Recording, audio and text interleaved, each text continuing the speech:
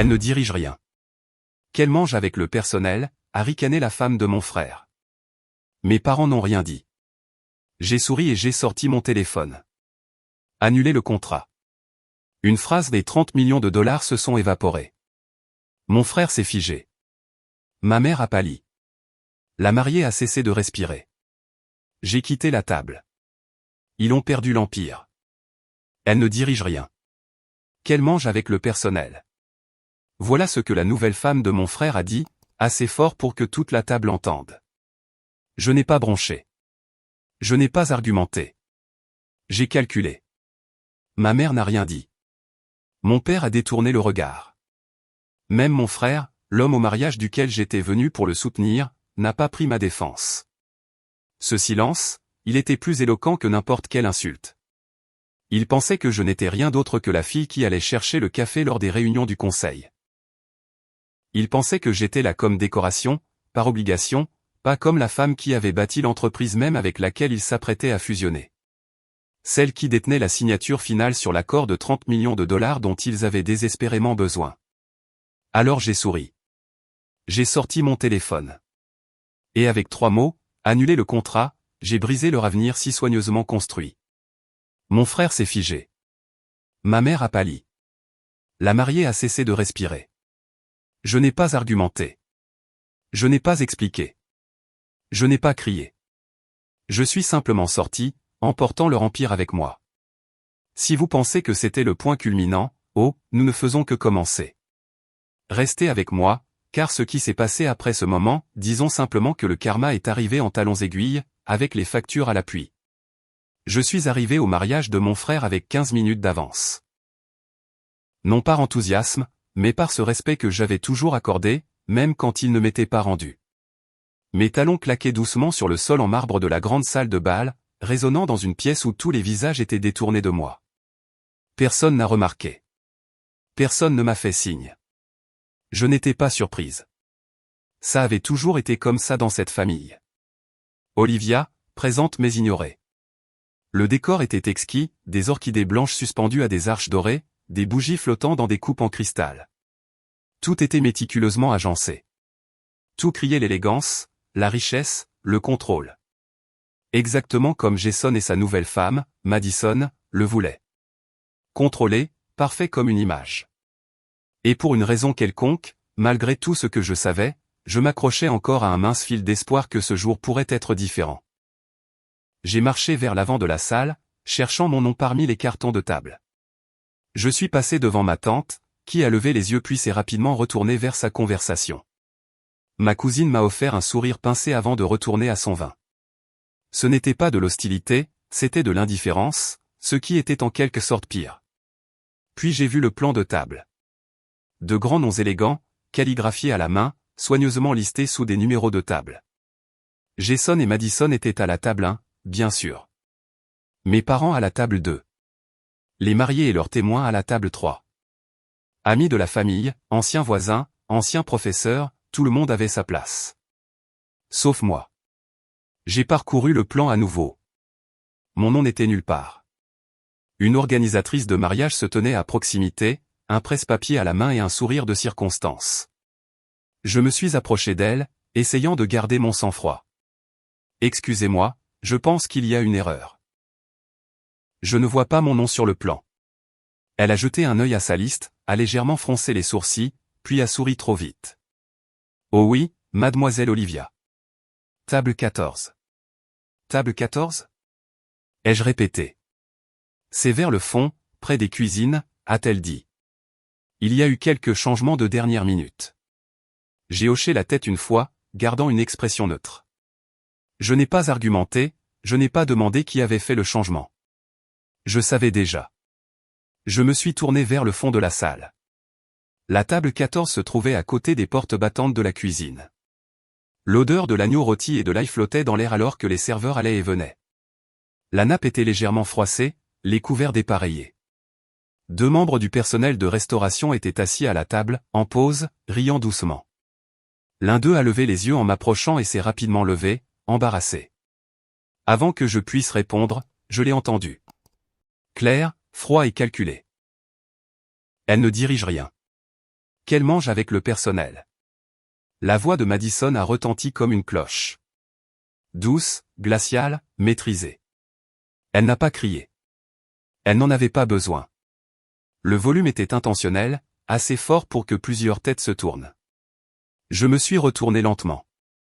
Elle se tenait à côté de Jason, le bras passé sous le sien. Un groupe de leurs amis les entourait, tous vêtus d'une perfection impeccable. Ma mère se tenait non loin, faisant semblant d'ajuster le ruban d'un arrangement floral. Mon père regardait vers la piste de danse, les mains dans les poches. Jason m'a vu. Nos regards se sont croisés un instant, puis il a détourné les yeux. Ce moment, ce simple regard partagé, a tout confirmé. Ce n'était pas une erreur. Ce n'était pas un oubli. C'était délibéré. Il ne me voyait pas comme de la famille. Il me voyait comme une menace, un handicap, et peut-être le plus insultant de tout, un accessoire jetable pour leur image publique parfaite. J'ai senti les larmes me monter aux yeux, mais je ne l'ai pas montré. Je ne leur donnerai pas cette satisfaction. Au lieu de cela, j'ai souri. Ce n'était pas forcé. C'était un sourire réel. Froid, tranchant et absolument certain. J'ai fouillé dans ma pochette et sorti mon téléphone. Pas de doigts tremblants, pas d'hésitation, juste un réflexe et de la conviction. J'ai composé un numéro. Ça a sonné une fois. Oui. Annuler le contrat, ai-je dit, d'une voix calme et limpide. Un silence, puis une réponse sèche. Compris. J'ai raccroché. Derrière moi, l'organisatrice de mariage a cligné des yeux. Un serveur a laissé tomber une cuillère. Quelque chose dans la pièce a changé. Personne ne savait encore pourquoi, mais ils allaient bientôt le découvrir. J'ai retraversé la salle, sans me presser, sans ralentir. Chaque pas semblait plus lourd, plus réel, plus délibéré que le précédent. Jason m'a regardé passer, la bouche ouverte mais aucun son n'en est sorti. Ma mère s'est retournée, tendant la main sans conviction. Mon père a plissé les yeux, sentant que quelque chose n'allait pas, mais trop fier pour demander. Madison est resté figé, sa flûte de champagne tremblant légèrement. Ils ne réalisaient pas encore que le contrat de 30 millions de dollars sur lequel ils avaient bâti ce mariage venait de disparaître. Que je venais de tirer le dernier fil qui maintenait leur fragile château de cartes. Mais ils le sauraient bientôt. Parce que je n'étais pas seulement Olivia, la fille au bord de chaque photo de famille. J'étais la directrice qu'ils n'avaient jamais créditée, la stratège qu'ils avaient toujours sous-estimée. Et maintenant, j'étais la femme qui venait de partir avec leur avenir. J'ai quitté la salle de bal, mes talons silencieux sur le tapis, la respiration régulière, le dos droit. Qu'ils savourent leur gâteau. J'avais des choses plus grandes à construire. Je n'ai pas pleuré en sortant de la salle de bal. Je ne me suis rien permis de ressentir pour le moment. Il y aurait du temps pour ça plus tard. Pour l'instant, tout ce à quoi je pouvais penser, c'était à quel point tout cela avait été prévisible. L'insulte, le silence, la trahison. Rien de tout cela ne me surprenait, pas vraiment. Ça avait toujours été comme ça, bien avant le contrat, bien avant le mariage, bien avant que Madison n'entre dans nos vies. Quand j'avais 8 ans, je me souviens que tous les adultes me qualifiaient de « la discrète ». Non pas parce que j'étais timide, mais parce que j'avais appris très tôt que mes mots n'avaient pas de poids. Mon frère Jason, de 2 ans mon aîné, était, le bruyant, le fils prodige, le genre d'enfant qui entrait dans une pièce et aspirait tout l'air sans même le vouloir. Il avait cette présence qui poussait les gens à se pencher, à écouter, à admirer. Moi, j'avais la curiosité, les livres, et l'habitude de bien faire les choses du premier coup. Mais personne ne semblait remarquer la compétence discrète quand le charme bruyant était dans la pièce. À l'école, je ramenais des notes parfaites. Exposés scientifiques, concours d'écriture, équipe de débat, mes trophées remplissaient une boîte sous mon lit. Mes parents ne sont jamais venus à une seule cérémonie de remise de prix. Un jour, Jason a eu un C+ en algèbre et ma mère a engagé un tuteur le lendemain. Je me souviens avoir demandé de l'aide pour mes dossiers d'inscription à l'université. Mon père a fait un geste de la main et a dit « Tu te débrouilleras, tu t'es toujours débrouillé ». Pendant ce temps, Jason avait 3 paires d'yeux pour relire ses dissertations et un conseiller privé pour le préparer à son entretien. Ce n'est pas qu'il ne m'aimait pas. Je ne pense pas qu'il voulait être cruel. Mais dans notre maison, l'amour se mesurait en attention, et Jason avait toujours les projecteurs sur lui. J'ai appris à prospérer dans l'ombre. Je ne demandais pas grand-chose. Je ne me rebellais pas. Je ne remettais pas le système en question. Je travaillais simplement, tranquillement, constamment, invisiblement. Quand notre père a fondé Atlas, il a fait entrer Jason dès le premier jour. Jason a eu un bureau, un titre et une pile de cartes de visite avec son nom en gras.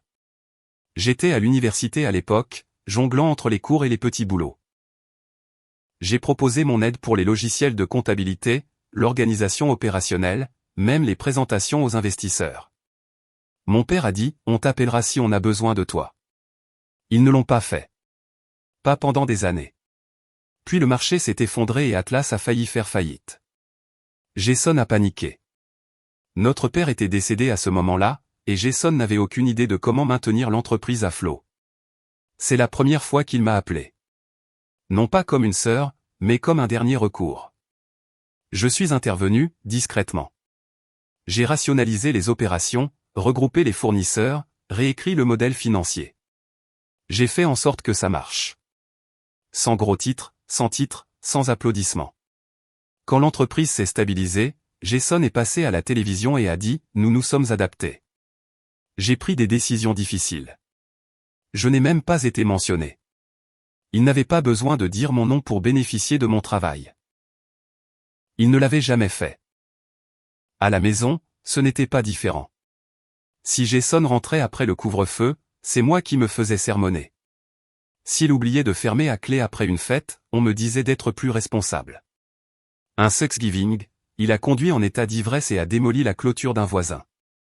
Ma mère a pleuré, mon père a ragé, puis ils se sont tous les deux tournés vers moi et m'ont demandé comment j'avais pu laisser faire ça. J'étais à l'université, à 3 heures de route.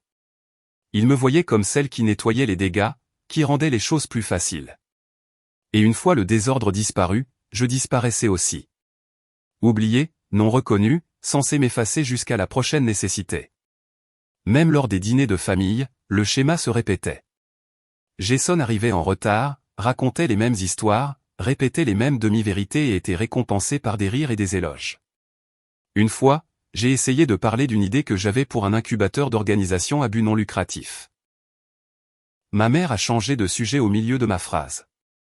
Mon père a passé le sel. Jason m'a coupé avec une blague sur ma vieille voiture, et tout le monde a ri. C'est là que j'ai arrêté de m'exprimer. Non par amertume, mais par compréhension. Certaines tables n'étaient pas dressées pour vous. On attendait simplement de vous que vous serviez en silence et que vous partiez.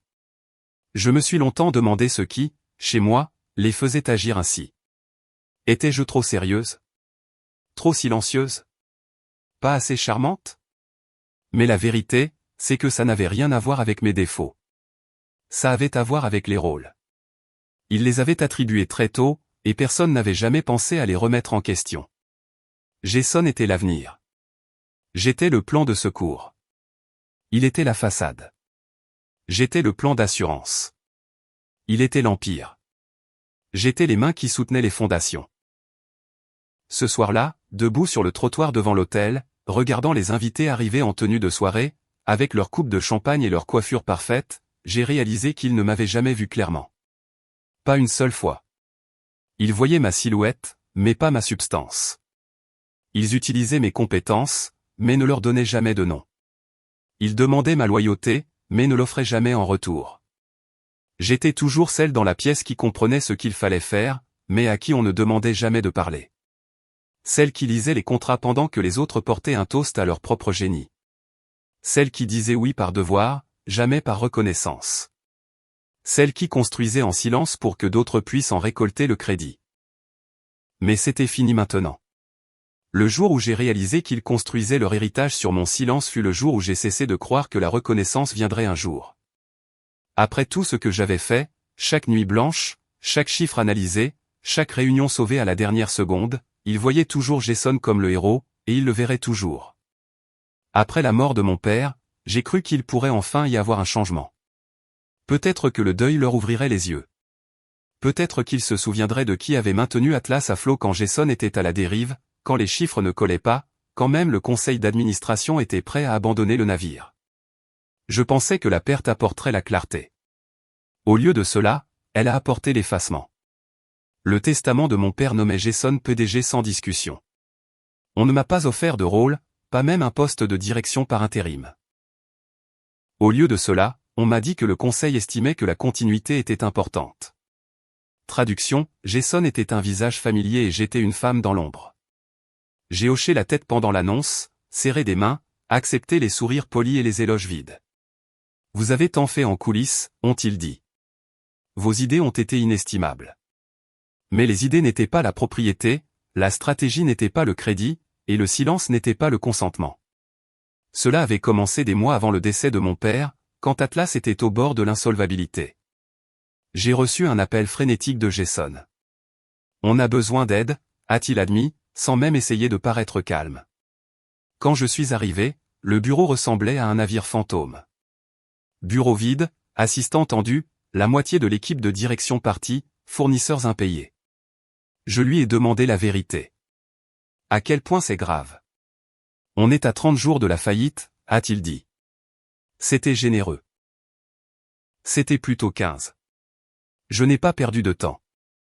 J'ai mené des audits d'urgence, nettoyé les rapports, découvert des fournisseurs en double qui saignaient l'entreprise, et j'ai contacté 3 investisseurs clés avec qui j'avais noué de discrètes relations au fil des ans. C'est moi qui les ai convaincus qu'Atlas avait un avenir. Jason ne connaissait pas le langage des chiffres, mais moi si. J'ai présenté les arguments, j'ai exposé le plan, et je leur ai promis des résultats. Ils m'ont fait confiance. Pas au visage de l'entreprise, mais à l'esprit derrière elle. Ils ont signé. 17 millions de dollars de nouveaux investissements sont arrivés en 3 semaines. Les salaires ont été sauvés, les opérations ont repris, la confiance est revenue. Jason est retourné sourire dans les salles de conseil et répondre aux interviews. Je suis retourné dans mon bureau d'angle. Pas de presse, pas de profil, juste le même poste sans titre que j'avais toujours eu. Conseillère, contributrice, réparatrice. Le premier article est paru dans un grand magazine économique un mois plus tard. Une photo pleine page de Jason, la mâchoire carrée, les bras croisés, le logo d'Atlas brillant derrière lui. Le titre disait « Le jeune PDG qui a sauvé l'héritage de son père ». J'ai lu l'article 2 fois. Pas une seule fois mon nom n'a été mentionné. Ni dans l'équipe de direction, ni comme conseillère stratégique, ni même en passant. Quand j'en ai parlé à Jason, il a dit « Tu sais comment ça se passe ». Les journalistes simplifient.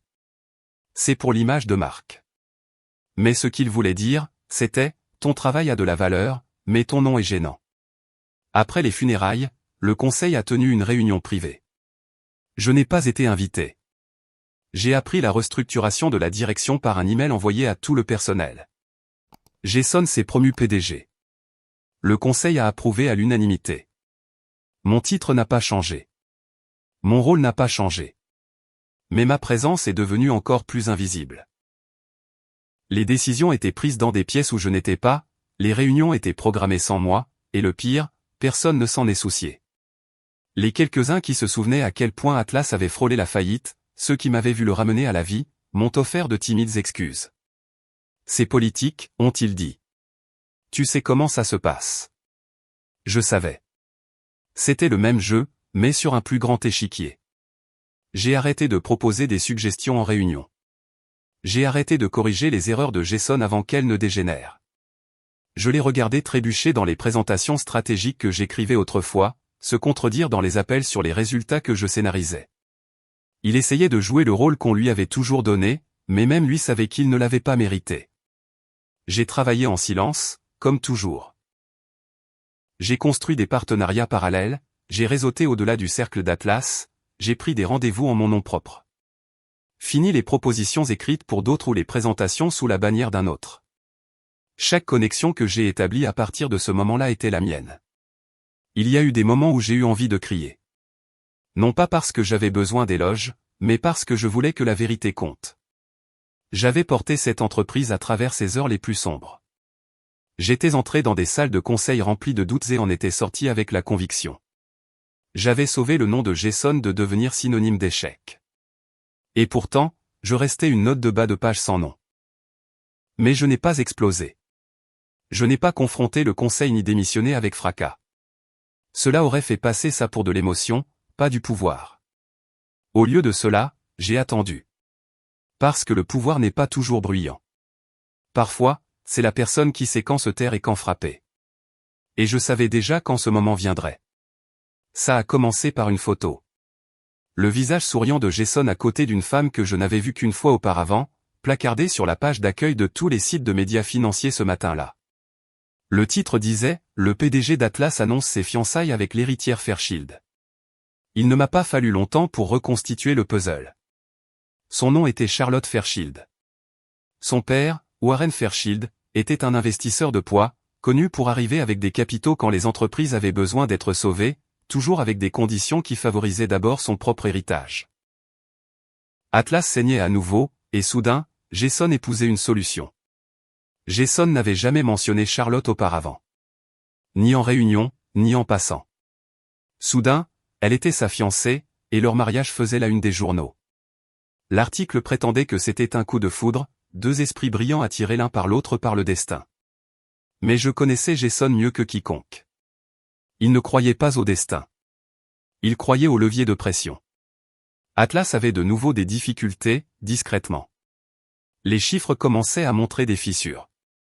Ligne de crédit surchargée, paiement retardé, projection trop optimiste. Je les avais signalés. Personne n'a écouté. Le conseil a enterré les inquiétudes. Jason a fait comme si elles n'existaient pas. Jusqu'à ce qu'une solution émerge soudainement, enveloppée de satin blanc et de diamants. Au début, je suis restée silencieuse. S'il voulait se marier pour l'argent, c'était son choix. Mais j'ai ensuite reçu un appel d'un de nos conseillers juridiques de longue date, quelqu'un qui me devait une faveur. On lui avait demandé de rédiger une clause dans une proposition de fusion liée à un investissement potentiel de 30 millions de dollars du groupe Fairchild. La clause stipulait que le futur plan de croissance stratégique d'Atlas devait être signé à la fois par le PDG et sa cofondatrice décisionnaire. Un rôle non mentionné dans les médias, mais clairement indiqué dans les annexes du projet. Mon nom. Les Fairchild n'étaient pas stupides. Ils avaient fait leurs recherches. Ils savaient qui avait maintenu Atlas en vie. Ils ne voulaient pas que Jason prenne des décisions seul. Ils voulaient ma main sur le stylo avant d'aller plus loin. C'est là que le puzzle s'est assemblé. Les fiançailles n'étaient pas une histoire d'amour. C'était une négociation de contrat. Jason n'était pas tombé amoureux de Charlotte, il était tombé amoureux du capital de son père. Et moi, la sœur invisible, le plan de secours, la réparatrice, j'étais la dernière clause de cet accord. Ils n'ont même pas pris la peine de me le dire directement. Je l'ai découvert à travers des papiers. Je n'ai été invité à aucune réunion d'investisseurs. Je n'ai pas été incluse dans les négociations. Pas de voix, pas de siège. Juste une signature. On attendait de moi que je vienne, que je sourie pour les caméras, et que j'approuve tranquillement le prochain chapitre de l'entreprise que j'avais aidé à construire mais que je n'avais jamais été autorisé à diriger. J'ai été convoqué à un dîner de pré-mariage sous prétexte d'unité familiale. La table était longue, ornée, et bordée d'inconnus en costume faisant semblant d'être en fête. Jason m'a présenté à Charlotte comme Olivia, ma sœur. Elle s'occupe de tout en coulisses. Sa poignée de main était molle, son sourire impeccable, mais ses yeux étaient calculateurs. Warren Fairchild était assis en bout de table, parlant peu, observant tout. Quand les toasts furent terminés, il s'est approché de moi avec l'aisance de quelqu'un habitué au contrôle. Il ne m'a pas demandé ce que je pensais des fiançailles. Il ne m'a pas demandé comment je voyais mon rôle dans l'entreprise. Il a dit, nous comptons sur votre coopération pour que ce partenariat se déroule sans accroc. Ce n'était pas une question. C'était un avertissement. J'ai hoché la tête, mais à l'intérieur, quelque chose s'est fissuré. Pas de la rage, pas encore.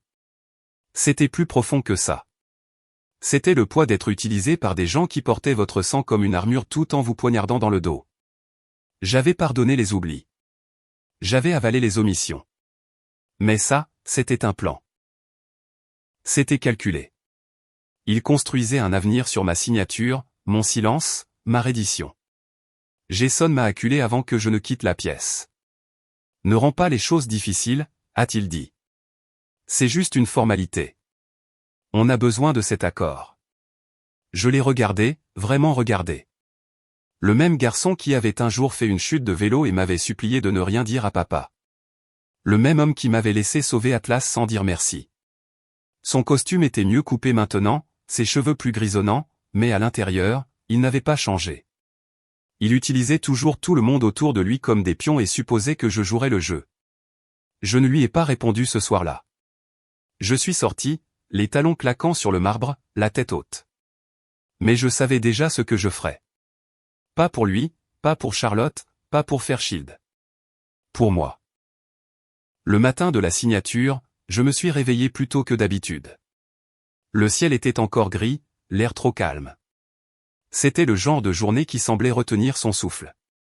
J'ai suivi ma routine avec un calme délibéré, même si chaque pas était alourdi par la tension invisible qui me suivait depuis des semaines. En apparence, tout avait été arrangé. L'équipe juridique avait envoyé les documents finaux. Le conseil avait déjà voté par anticipation. Ma signature était la dernière étape. Après cela, l'accord Fairchild serait conclu et Atlas serait « sauvé ». C'était le mot qu'ils utilisaient. Sauvé. Je n'étais pas sûr de ce qu'ils entendaient par « nous ». J'étais assise à mon bureau dans le bureau, le café refroidissant à côté de moi, le stylo à la main. Les papiers étaient soigneusement étalés. Un porte-nom avec mes initiales se trouvait à gauche, un rappel du rôle que je n'avais jamais officiellement occupé mais que j'avais toujours rempli. Je fixais la première page, essayant de me convaincre que ce n'était qu'une autre transaction. Juste de l'encre et du papier. Pas personnel, pas une trahison. Juste des affaires. C'est là que c'est arrivé. Un léger ping de ma boîte de réception. J'ai failli l'ignorer. L'objet ressemblait à un rappel de calendrier, TR, demande de confirmation de signature, et j'ai supposé que c'était d'un des assistants coordonnant la logistique de la signature. Mais j'ai ensuite vu le fil de discussion en dessous. Une ligne de texte qui m'a coupé le souffle. C'était un transfert interne. Charlotte m'avait accidentellement copié dans un message qu'elle voulait n'envoyer qu'à Jason. Il disait, une fois qu'elle aura signé, on aura fini de la materner. Elle sera hors jeu. Je l'ai relu, plus lentement cette fois, comme si les mots allaient se transformer en quelque chose de moins cruel. Mais non. Ils sont restés nets, suffisants et chirurgicaux. Le genre de choses que les gens disent quand ils croient que vous n'êtes qu'un moyen pour arriver à leur fin. Je ne savais pas ce qui piquait le plus, la condescendance ou la confiance avec laquelle cela avait été dit. Pas d'hésitation, pas de nuance. Juste un plan mis à nu. La pièce était silencieuse, mais j'ai senti tout basculer. Mes doigts sont devenus froids, ma vision s'est rétrécie. Une respiration creuse m'a échappé. Pendant un instant, j'ai vraiment senti mon corps se mettre à trembler. Ma poitrine s'est serrée, mes yeux ont piqué. Je ne m'attendais pas à de la gratitude, mais je ne m'attendais pas non plus à de la cruauté. J'avais passé tant d'années à me convaincre qu'être utilisé valait mieux qu'être jeté. Mais maintenant, je voyais la vérité. Ils avaient toujours prévu de me jeter. Il ne s'agissait jamais de partenariat. Il s'agissait d'apaisement.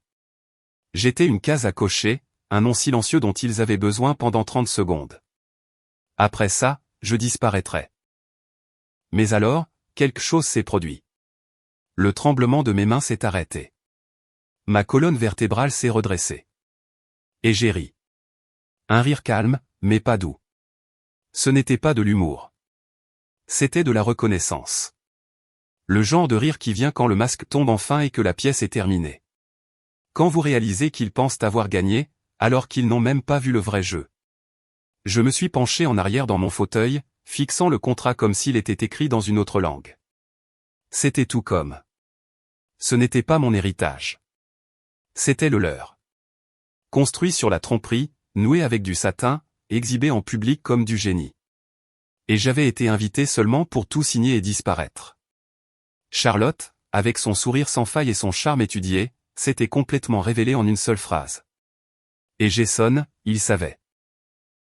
Qu'il ait répondu ou non, qu'il ait été d'accord à voix haute ou qu'il ait simplement hoché la tête en silence, je n'avais pas besoin de le voir. La trahison était mutuelle. Je ne faisais jamais partie de leur avenir. J'étais juste une nécessité temporaire. J'ai fermé le dossier. Sans me presser. J'ai transféré l'email à mon conseiller juridique privé avec une seule note, tout suspendre. Puis je me suis levé, j'ai lissé mon blazer et je suis sorti de la pièce. Le stylo est resté intact sur le bureau. Le contrat est resté non signé. Quelque part à travers la ville, Jason rafraîchissait probablement sa boîte de réception, attendant la confirmation, supposant que, comme toujours, je livrerais la marchandise. Que je ferais ce qui devait être fait pour le bien de la famille, de l'entreprise, de l'illusion. Mais je n'avais aucune intention de céder mon pouvoir à des gens qui me voyaient comme un fardeau à tolérer. Pas maintenant. Plus jamais. Ils pensaient m'avoir appâté pour obtenir ma conformité. Au lieu de cela, ils m'avaient tendu l'allumette et montré la mèche. Le jour où j'ai refusé de signer, le temps était ordinaire. Le genre qui fait croire aux gens que le monde continuera exactement comme prévu. J'ai fermé le dossier, envoyé une courte note à mon avocat et je me suis éloigné du bureau avec une stabilité que je n'avais pas ressentie depuis des années. Laissez-les penser que j'hésitais. Laissez-les se dire que je reviendrai sur ma décision.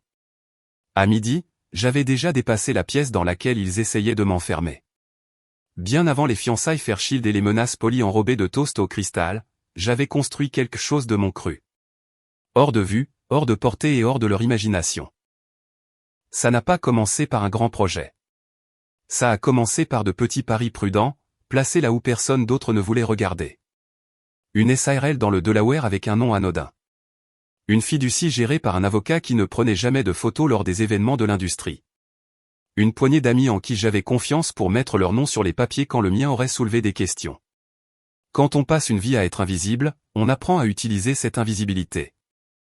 Je l'ai transformée en méthode. Les premiers fondateurs que j'ai soutenus m'ont rencontré dans un restaurant près de la gare parce qu'ils ne pouvaient pas se payer le parking près de la tour de bureau.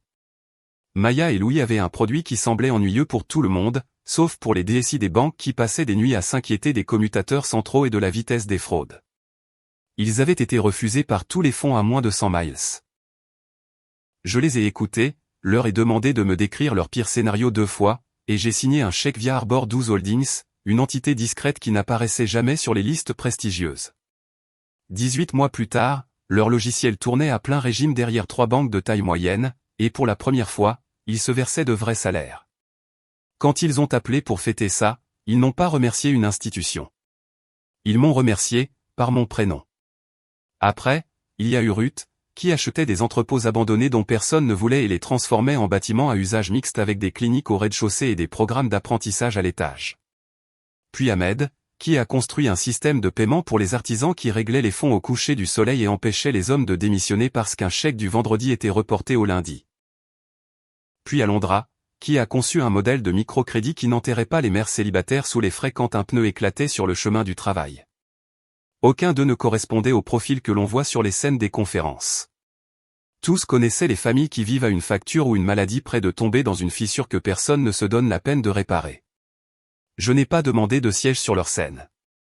J'ai demandé des documents propres, des droits de vote si les choses tournaient mal, et des clauses qui protégeaient les travailleurs du genre de raccourci qui transforment le profit en pourriture. J'ai pris des postes d'observatrice quand cela aidait et je suis sorti du cadre des photos quand il le fallait. Les communiqués de presse ne m'ont jamais mentionné. Ils n'en avaient pas besoin. Les conditions des contrats, si. Ce n'était pas une seule tour. C'était un réseau.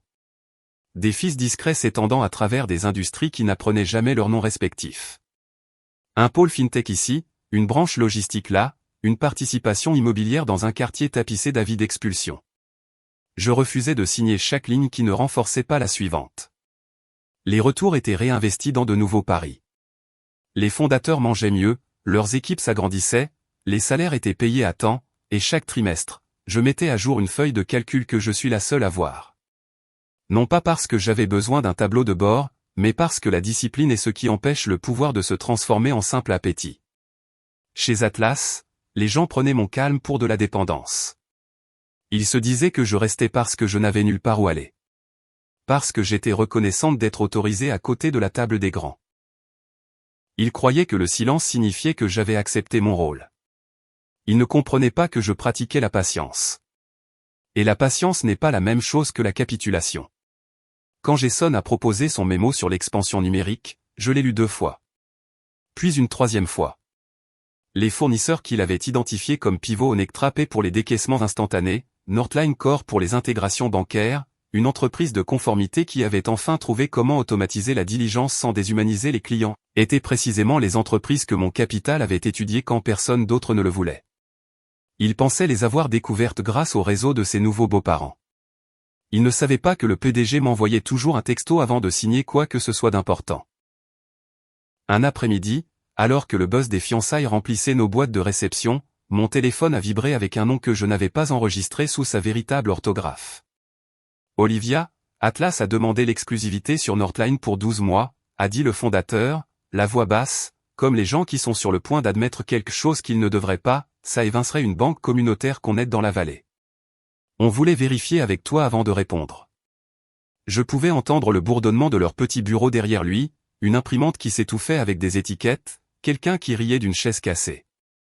Je lui ai dit de donner la priorité à la banque communautaire, et si Atlas voulait de la vitesse, d'offrir des conditions équitables sans avaler le reste du marché. Il a accepté. Il ne s'agissait pas de mettre des bâtons dans les roues à qui que ce soit. Il s'agissait de rappeler à une entreprise que j'avais autrefois aimé que l'accès n'est pas la même chose que le droit. Je n'avais pas besoin d'élever la voix pour être entendu. Les contrats le faisaient pour moi. Discrètement. Le réseau se resserrait. Une start-up de logistique que j'avais guidée à travers un hiver brutal contrôlait une voix dont Jason avait besoin pour un projet pilote tape à accent grave l'œil. Un fournisseur de données dont les amis de Charlotte chuchotaient lors des déjeuners utilisait un modèle de fraude que j'avais financé quand ce n'était qu'un croquis sur un tableau blanc. Une propriété qu'Atlas prévoyait de louer pour son nouveau centre se trouvait dans un portefeuille qui répondait à un gestionnaire qui me rappelait le dimanche. Rien de tout cela ne faisait de moi une marionnettiste. Cela faisait de moi l'adulte dans une pièce remplie de gens qui avaient oublié que la croissance nécessite des racines. Mes racines étaient plus profondes qu'ils ne le réalisaient. Les gens supposaient que je voulais Atlas parce que j'avais saigné pour lui. C'était une vieille histoire, racontée par des gens qui confondent l'endurance avec la possession. Je voulais qu'Atlas soit décent. À défaut, je voulais de la distance. Et au-delà de ça, je voulais assez de levier pour refuser ce qui nuisait aux personnes qui construisaient les bilans que tout le monde aimait admirer depuis une scène. Alors je suis resté petite en public et précise en privé. Je posais des questions ennuyeuses. Je lisais les annexes. Je partais tôt. Je payais à temps. Je tenais mes promesses, même quand personne ne regardait. Surtout alors. Le matin où j'ai refusé de signer, je ne me sentais pas triomphante. Je me sentais prête.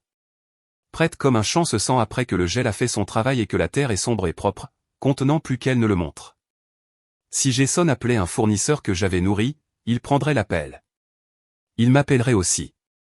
Si Charlotte essayait d'utiliser un levier qu'elle n'avait pas gagné, elle apprendrait la différence entre la proximité et la gestion.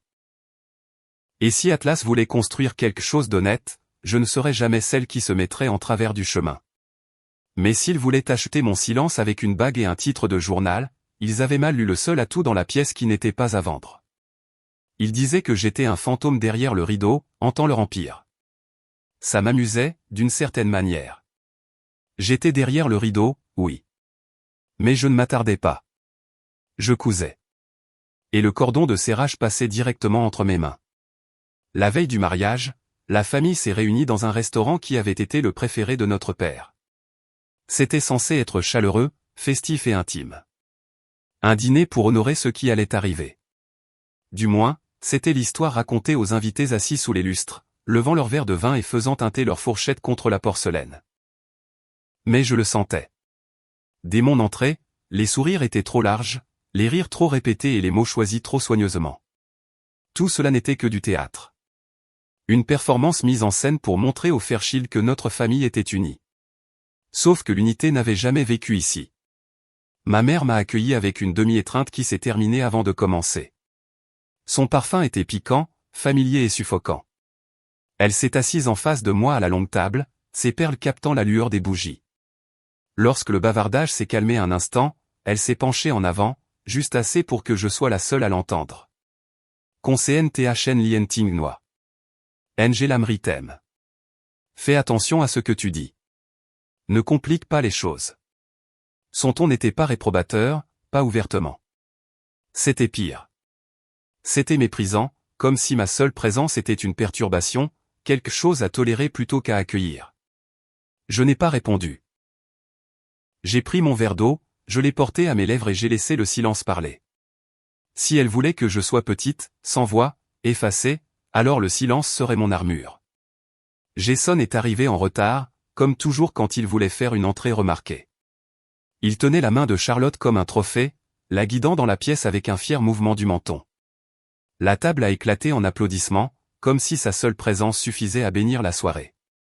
Il s'est assis juste à côté de notre mère, Charlotte à sa droite, et a commencé à raconter des histoires de son parcours comme si nous ne l'avions pas tous vécu aussi. Il a parlé de sacrifice, de persévérance, de la construction d'Atlas brique par brique. Chaque phrase était conçue pour les oreilles de Warren Fairchild, chaque détail poli pour briller comme la vérité. Quand il m'a enfin reconnu, c'était avec un sourire narquois qui n'atteignait pas ses yeux. Ch nen bid vetri se amine. A-t-il dit doucement, bien que les mots aient tranché. Tu devrais connaître ta place. Il l'a dit comme un conseil, mais c'était un avertissement. Reste silencieuse, reste invisible, signe ce qu'on te dit de signer et n'interfère pas avec le spectacle. La table a gloussé poliment, comme si sa pique n'était rien de plus qu'une plaisanterie entre frères et sœurs. Mais j'ai vu les regards, une lueur d'approbation dans les yeux de ma mère, une moue dédaigneuse au coin des lèvres de Charlotte. Warren n'a rien dit, mais son silence était lourd de sens. Il ne se souciait pas des politiques familiales. Il se souciait des signatures, du contrôle. Si Jason pouvait me tenir en laisse, Warren le laisserait jouer le rôle du fils en or. J'ai coupé mon repas et j'ai mâché lentement, délibérément. Je n'ai pas argumenté. Je ne leur ai pas donné la satisfaction d'une réaction. Extérieurement, j'ai joué le rôle qu'ils avaient écrit pour moi, la sœur silencieuse au bout de la table, tolérée pour les apparences. Mais à l'intérieur, la décision s'était déjà solidifiée en pierre. Je me suis souvenu de l'email, de la seule ligne que Charlotte avait envoyée avec arrogance, ne sachant pas que son masque avait glissé. Une fois qu'elle aura signé, on aura fini de la materner. Elle sera hors jeu, les mots résonnaient dans ma tête alors que Jason portait un toast à l'avenir brillant d'Atlas et que ma mère tamponnait ses lèvres avec une serviette en lin. Aucun d'eux ne savait que l'avenir brillant qu'ils célébraient leur glissait déjà entre les doigts. Mon silence n'était pas une capitulation, c'était un calcul. Chaque insulte proférée à cette table de dîner était un autre rappel de pourquoi je ne pourrais jamais les laisser réussir à me réduire à l'insignifiance. J'avais passé des années à construire un réseau d'entreprises, de fondateurs et de partenaires qui me faisaient confiance quand personne d'autre ne le faisait. Jason pensait m'avoir acculé dans un coin, mais il était entré dans une pièce où toutes les sorties m'appartenaient. Le dîner s'est éternisé, rempli de toasts creux et du genre de rire qui résonne dans le vide une fois qu'il s'estompe. J'ai hoché la tête quand il le fallait, j'ai souri quand c'était nécessaire, et je n'ai guère dit plus que des banalités. Laissez-les penser que j'étais intimidé. Laissez-les croire que leur performance avait fonctionné. Ils se souviendraient de cette nuit comme de la dernière fois où ils avaient pris mon silence pour de la faiblesse. Au moment du dessert, Jason a levé son verre une fois de plus. À la famille, a-t-il déclaré. Les verres se sont entrechoqués tout autour de moi. J'ai levé le mien aussi, bien que mes pensées fussent ailleurs. À la famille, oui, mais pas celle assise à cette table. Pas celle qui utilise le sang comme levier et la parenté comme des chaînes. Ma loyauté appartenait désormais ailleurs. À ceux qui m'avaient fait confiance, à l'empire que j'avais bâti dans l'ombre, à la version de moi-même qu'ils avaient essayé d'effacer mais qu'ils n'avaient fait qu'affûter. J'ai quitté le dîner la tête haute et les lèvres scellées. Ils pensaient avoir gagné la soirée, que mon silence était une soumission. Mais la décision était déjà prise. La scène était prête. Demain, ils verraient à quel point ils s'étaient trompés. Le jour du mariage s'est levé, radieux. Le genre de matinée que les photographes adorent, avec un ciel pur et une lumière dorée. Le domaine des Fairchild avait été transformé en quelque chose tout droit sorti d'un magazine.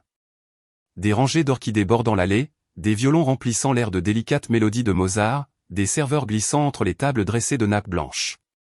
C'était le genre d'événement conçu pour impressionner, pour murmurer le pouvoir, l'argent et la pérennité. De l'extérieur, cela semblait parfait. De l'intérieur, je savais que c'était différent. Je suis arrivé à l'heure. Pas en avance, pas assez en retard pour être remarqué, mais pas assez pour inviter à la conversation.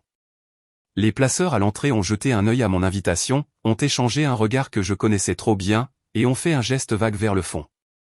Mon nom ne figurait pas sur les cartons de table qui bordaient les élégantes tables avec des écritures calligraphiées. Ma place, m'ont-ils dit, était en cours d'installation. Quand je l'ai enfin trouvée, j'ai failli rire. Presque. Une petite table nichée près des portes battantes de la cuisine, loin des lustres et de l'étage principal où la famille et les invités d'honneur étaient assis. Ma chaise vacillait sur le sol inégal, poussée si près du poste de service que je pouvais entendre les chefs crier des ordres et sentir la vapeur s'élever des plateaux. Il n'y avait pas de carton, pas de serviette en lin pliée en signe. Juste une chaise simple, mise à l'écart du reste, comme si j'étais l'un des membres du personnel embauché attendant le début de son service. Je me suis assise, lentement, délibérément. S'il s'attendait à ce que je proteste, il serait déçu. Mon silence était plus fort que n'importe quelle explosion de colère. Charlotte, radieuse dans sa dentelle et ses bijoux, est passée à ce moment-là. Son timing était intentionnel. Elle a fait une pause, s'assurant que sa voix portait assez loin pour que les tables voisines l'entendent. Elle ne dirige rien. Qu'elle mange avec le personnel. Les mots ont flotté dans l'air, tranchants et délibérés. Pendant un instant, la musique a semblé faiblir, ou peut-être étaient-ce juste mes oreilles qui se remplissaient du flux de mon sang. J'ai regardé autour de moi. Ma mère a baissé le regard, les lèvres pincées. Jason a siroté son champagne sans croiser mon regard. Quelques cousins ont ricané dans leurs serviettes. Le rire est venu ensuite, d'abord discret, puis grandissant, se propageant à travers les tables comme une marée cruelle. Pas une seule personne ne s'est levée. Pas une seule voix n'a dit « ça suffit ». C'était ça, le coup de poignard. Pas la cruauté de Charlotte, elle était prévisible. Mais le silence des gens qui auraient dû savoir mieux. Le silence de la famille, du sang, de ceux qui avaient pris mes sacrifices comme leur héritage. Ce silence était plus blessant que n'importe quelle insulte. J'ai croisé les mains sur mes genoux et j'ai fixé le verre d'eau intact devant moi. Chaque tintement d'argenterie, chaque éclat de rire, chaque murmure de potin alimentait une tempête à l'intérieur de moi qui n'a jamais atteint mon visage. Extérieurement, j'étais immobile. Intérieurement, je gravais chaque instant dans ma mémoire. Je voulais me souvenir de ce que ça faisait d'être effacé en pleine vue, car cela rendrait ce qui allait suivre encore plus éclatant. Le personnel passait et repassait devant moi, des plateaux en équilibre, des regards d'excuses me parvenant quand ils pensaient que personne ne regardait. Même eux comprenaient ce que cette place signifiait. Ce n'était pas un oubli. Ce n'était pas un accident. C'était une punition déguisée en oubli. C'était leur façon de dire que je n'étais personne. Que l'Empire avancerait sans moi. Que mes années de labeur valaient moins que le lin plié sur les tables d'honneur. Jason a levé son verre pour un toast, sa voix résonnant avec confiance. Il a remercié les Fairchild. Il a remercié Charlotte. Il a remercié les invités de croire en sa vision pour Atlas. Il ne m'a pas remercié. Il ne m'a même pas reconnu. Pour la salle, je n'étais pas là. Mais j'étais là. Et je regardais. J'ai alors souri. Une petite courbe contrôlée de mes lèvres que personne n'a remarquée. Laissez-les rire. Laissez-les chuchoter. Laissez-les croire qu'ils m'avaient acculé à la soumission. Ce qu'ils ne savaient pas, ce qu'ils ne pourraient jamais imaginer, c'est que la femme qu'ils essayaient d'enterrer plantait des graines depuis des années. Alors que les rires se sont tus et que la musique a repris, je suis resté assise à ma table près de la cuisine, le dos droit, la tête haute, laissant le poids de leur silence m'écraser une dernière fois. C'était l'insulte finale, le dernier acte d'humiliation. Et c'était tout ce dont j'avais besoin. Car le silence est à double tranchant. Le leur m'avait blessé. Le mien allait les détruire. Les rires à mes dépens ondulaient encore entre les tables quand j'ai cherché dans ma pochette. Ma main était stable, mon pouls calme. Laissez-les penser que j'étais intimidé. Laissez-les croire que leur silence m'avait brisé. La vérité était bien plus simple, leur silence m'avait libéré. J'ai glissé le téléphone dans ma paume, son poids rassurant. Le genre de poids qui portait des conséquences. Autour de moi, les flûtes de champagne scintillaient et les violons s'élevaient. La mariée se pavanait à la table d'honneur. Jason se prélassait dans son moment de gloire. Personne n'a remarqué quand j'ai appuyé sur un seul contact. Annuler le contrat. 3 mots. Prononcés à voix basse, clairement. Le genre de mots qui n'ont pas besoin d'être criés pour être définitifs. À l'autre bout du fil, le chef des investissements n'a pas hésité. Il connaissait ma voix. Il connaissait l'autorité qu'elle portait. Compris, a-t-il dit. Puis j'ai ajouté, nous ne fusionnons pas avec Atlas. Rédiger l'accord sous ma holding. Atlas est mort. J'ai terminé l'appel avant même que les applaudissements autour de moi ne se soient estompés. Pendant un instant, rien ne sembla changer. Les serveurs portaient toujours des plateaux, les invités riaient toujours, le lustre brillait toujours. Mais alors je l'ai vu. L'ondulation. D'abord sur le visage de Jason. Il s'était tourné vers moi, peut-être pour lancer une autre remarque cruelle, peut-être pour se vanter. Mais son sourire narquois s'est figé. La couleur a quitté ses joues alors que son téléphone vibrait sur la table. Il a regardé l'écran, puis encore et encore, alors que message après message s'allumait en succession rapide. Charlotte s'est penchée vers lui, chuchotant des questions acerbes. Il n'a pas répondu. Sa main a saisi le pied du verre si fort que j'ai cru qu'il allait se briser. Ma mère a froncé les sourcils, sentant le changement mais ne le comprenant pas encore. Et puis c'est arrivé. La chaise de Warren Fairchild a raclé le sol poli. Le son a traversé la musique comme une lame. Il s'est levé sans cérémonie, la mâchoire serrée, ses yeux fixés sur Jason avec une fureur froide. Un murmure s'est répandu dans la salle alors que l'investisseur milliardaire ajustait ses boutons de manchette et faisait signe à son chauffeur. « Je ne fais pas affaire avec des amateurs », a-t-il dit d'un ton plat. Pas de toast, pas de félicitations. Juste une condamnation. Puis il s'est retourné et est sorti, son entourage le suivant comme une ombre. Le silence qui a suivi était plus lourd que n'importe quelle insulte que j'avais endurée. Les invités se sont agités sur leurs sièges, certains chuchotant, d'autres fixant, tous sentant que quelque chose d'énorme venait de se fissurer au milieu de la célébration. Jason s'est levé brusquement, renversant sa chaise. Il était pâle, tremblant, ses lèvres formant des mots qu'il ne parvenait pas à prononcer. « Que as-tu fait » a-t-il finalement craché, sa voix trop forte, trop désespérée. J'ai levé mon verre d'eau, calme, sans hâte, et je l'ai regardé de l'autre côté de la pièce. Je leur ai juste rappelé qui a vraiment bâti l'Empire. Mes mots n'ont pas été criés. Ils n'en avaient pas besoin. Tout le monde les a entendus. Le sourire de Charlotte s'est effondré, sa façade parfaite s'écroulant devant ses invités. Les perles de ma mère tremblaient contre sa clavicule alors que sa respiration s'accélérait. Les cousins évitaient mon regard. Et Jason, autrefois si suffisant, si intouchable, ressemblait à un garçon regardant son château brûler. Parce que c'est ce qui se passait. Les fondations sur lesquelles il s'était tenu si longtemps s'effritaient déjà. En un appel, une décision, l'accord de 30 millions de dollars sur lequel ils avaient misé leur avenir s'était volatilisé en fumée. L'empire qu'ils revendiquaient comme le leur glissait entre les doigts. Pas dans un tribunal, pas dans une salle de conseil, mais devant toutes les personnes qui comptaient. J'ai posé mon verre et je me suis levé. Sans hâte, sans être troublé. Je n'ai pas élevé la voix, je n'ai pas plaidé, je n'ai pas expliqué. J'ai simplement quitté ma place près de la cuisine et j'ai marché devant les rangées de visages stupéfaits. Laissez-les regarder. Laissez-les se demander. Laissez-les réaliser que la sœur qu'ils avaient méprisée, rabaissée, effacée, venait de les achever avec 3 mots. En atteignant les portes, j'ai fait une pause. Pas pour les faits. Juste assez longtemps pour que la vérité s'installe. Jason avait toujours cru qu'il pouvait m'enterrer dans le silence. Ce soir, je l'ai enterré avec. Et quand je suis sorti dans l'air de la nuit, les sons du chaos derrière moi se déversant dans la cour, je me suis senti plus légère que je ne l'avais été depuis des années. Atlas était mort. Et c'est moi qui l'avais tué. Le mariage s'est terminé en chuchotements et en verres brisés. Le lendemain matin, ces chuchotements étaient devenus des gros titres. Fairchild Capital a retiré son engagement avant même que le champagne ait perdu ses bulles. Les journalistes ont senti le sang. À l'aube, l'histoire était partout.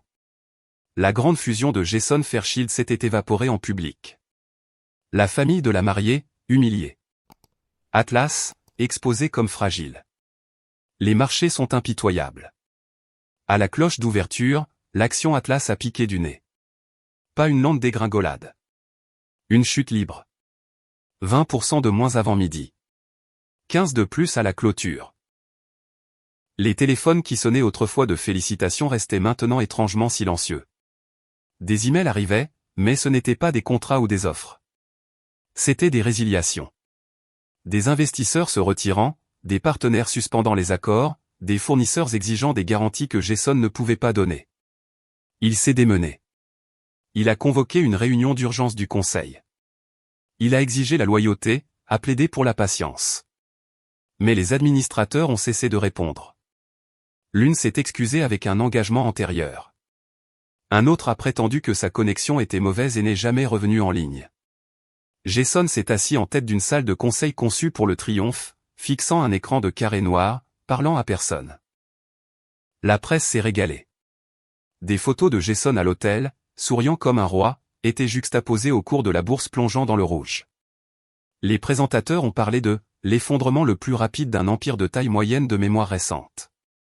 Les experts spéculaient sur des fractures cachées, une mauvaise gestion, une trahison. Des mots qu'il avait autrefois utilisés pour me décrire s'accrochaient maintenant à lui. Mon téléphone a sonné ce soir-là. Mère. Sa voix portait le genre de panique que je n'avais entendu qu'une seule fois auparavant, le jour de la mort de père. Olivia, a-t-elle chuchoté, à bout de souffle. Pourquoi? Pourquoi ferais-tu ça à ta propre famille? J'ai écouté. Je l'ai laissé halter, la laissé trébucher sur des mots qui avaient le goût du désespoir. Puis j'ai répondu, lentement et assez sèchement pour couper. Parce que vous m'avez laissé m'asseoir près des cuisines. Le silence au bout du fil était exquis. Pas de la confusion. De la reconnaissance. Elle savait exactement ce que je voulais dire. Chaque mépris, chaque crédit volé, chaque fois que j'avais été mise de côté jusqu'à ce qu'il ne reste plus qu'une chaise près des portes battantes. Elle a essayé de parler, mais rien n'est sorti. Pour la première fois de sa vie, ma mère était sans voix. Jason a réessayé le lendemain. Il a tenu une conférence de presse, la sueur perlant sous les lumières du studio. Il a parlé de résilience, de revers temporaire, de loyauté.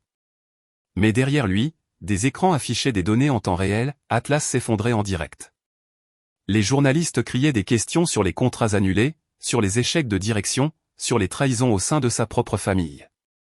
Sa voix s'est brisée. Ses mains tremblaient. Les caméras ont tout capté. À la fin de la semaine, l'empire qu'il avait exhibé comme inébranlable avait disparu. Les investisseurs ont abandonné le navire, les administrateurs ont démissionné, les procès se profilaient. Et le monde qui avait autrefois applaudi Jason Fairchild le montrait maintenant du doigt et riait. De la même manière qu'ils avaient ri de moi quand Charlotte m'avait condamné à la cuisine. La différence, c'est que je n'ai pas eu besoin d'élever la voix. Je n'ai pas eu besoin d'expliquer. J'avais prononcé 3 mots, et ils avaient fait le travail pour moi. La ville, la nuit, était une chose vivante, scintillante de lumière et d'un mouvement incessant. Depuis le bureau d'angle de ma tour, je pouvais tout voir.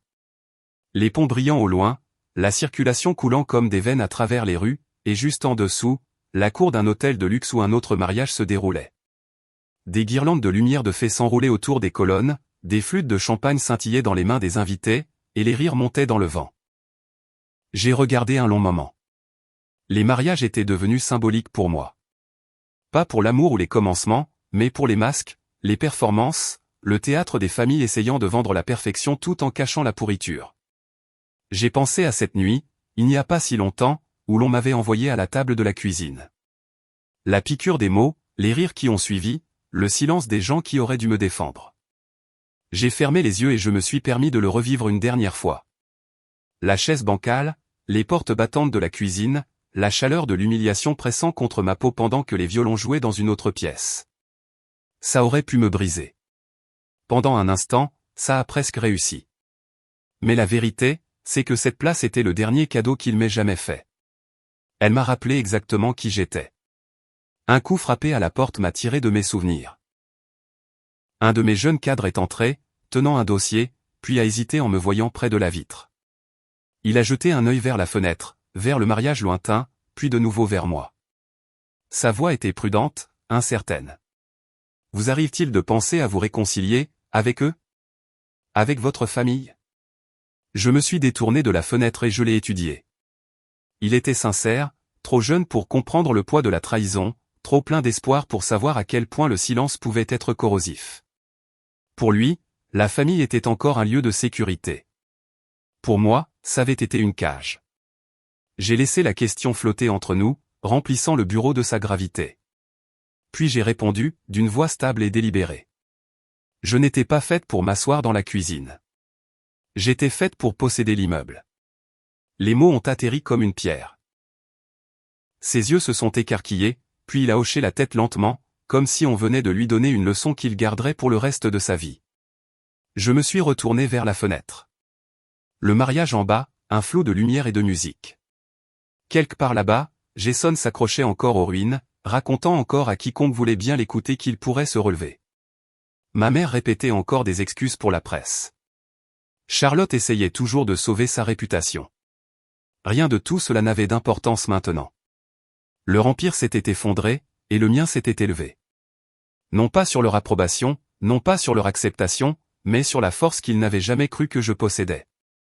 Le pouvoir, avais-je appris, n'est pas dans le siège qu'on vous donne. Il est dans le bâtiment que vous choisissez de quitter, et celui que vous choisissez de construire. Il me l'avait appris en essayant de m'effacer. Maintenant, je le vivais, chaque jour. Derrière moi, le bureau bourdonnait d'énergie. Téléphone sonnant, contrat se concluant, futur s'écrivant. Le groupe Olivia ne se contentait pas de survivre. Il définissait la prochaine ère. Et je me tenais au centre. Pas comme quelqu'un de toléré dans le coin d'une salle de banquet, mais comme l'architecte de tout l'horizon. J'ai levé mon verre. Pas de champagne, mais d'eau. Fraîche et claire. Un toast. Pas à eux, pas à la vengeance, mais à la clarté. J'avais été invisible une fois. Plus jamais. Parce que ma place n'était pas dans la cuisine. Ma place était ici. Et l'immeuble m'appartenait. Et ainsi, le voyage d'Olivia touche à sa fin. D'une chaise bancale à côté de la cuisine à un bureau d'angle dans la plus haute tour, où toute la ville lève les yeux. Cette histoire ne parle pas seulement de vengeance. Elle parle de connaître sa valeur, de s'élever du silence et de le transformer en pouvoir. Le silence de sa famille a détruit tout ce qu'il pensait posséder. Olivia a prouvé que parfois, la victoire ne vient pas en criant pour être entendue, mais en attendant le bon moment pour prononcer 3 mots qui peuvent mettre un empire à genoux. Si vous avez déjà été méprisé, mis de côté ou si l'on vous a dit que vous n'aviez pas votre place à la table, souvenez-vous de ceci, les ombres peuvent être l'endroit où vous construisez votre empire. Olivia n'a pas supplié. Elle n'a pas volé. Elle ne s'est pas accrochée. Elle est simplement partie et a laissé ceux qui la méprisaient brûler dans les cendres de leur propre arrogance. Maintenant, je veux vous entendre.